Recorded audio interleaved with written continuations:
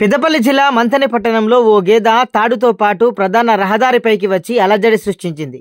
దీనితో ఆ మార్గం కూడా ప్రయాణించే వాహనదారులు భయభ్రాంతులకు గురయ్యారు. గేదె ఎక్కడి నుంచో తాడుతో పాటు తప్పించుకొని రహదారిపైకి చేరింది. దారి తెలవక అటు ఇటు తిరుగుతూ ఒక దుకాణం ముందర ఉన్న బోర్డుకు తాకడంతో దానిని తగిలించుకొని రహదారికి ఇరువైపులా పరుగులు పెట్టింది. దుకాణం యజమాని గేదె వెనుక పరిగెత్తి అలసిపోయాడు. గేదె మాత్రం సుమారు 2 కిలోమీటర్లు ఆ బోర్డుతోనే రహదారిపైన పరిగెత్తింది. ద్విచక్ర వాహనాల ద్వారా కొందరు యువకులు ఆ గేదెకు అడ్డుగా వెళ్లి తాడును తొలగించారు.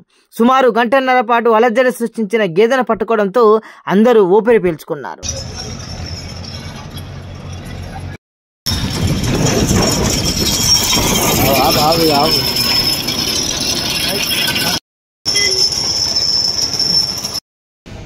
మాది రాజా బేకరీ ముందు రోజు ఉదయం సాయంత్రం ఇక్కడ బోర్డు పెట్టుకొని గేదె పాలు పెరుగు అమ్ముతుంటాం. ఆ రోడ్డు మీద ఒక గేదె ఈ బోర్డును చూసి ఆ బోర్డు మీద ఇంకొక గేదె ఫోటో వేసినాం. ఆ ఫోటోని చూసి ఇది దాని సిబ్లింగ్ ఇంకేదో అనుకొని ఆ బోర్డును పట్టుకొని ఇక్కడ నుంచి అది ఉండే ప్లేస్ దాకా లాక్కుంటూ వెళ్ళింది. మళ్ళీ మేము అక్కడ దాకా వెళ్ళి ఆ బోర్డును తిరిగి తెచ్చుకోవడం జరిగింది.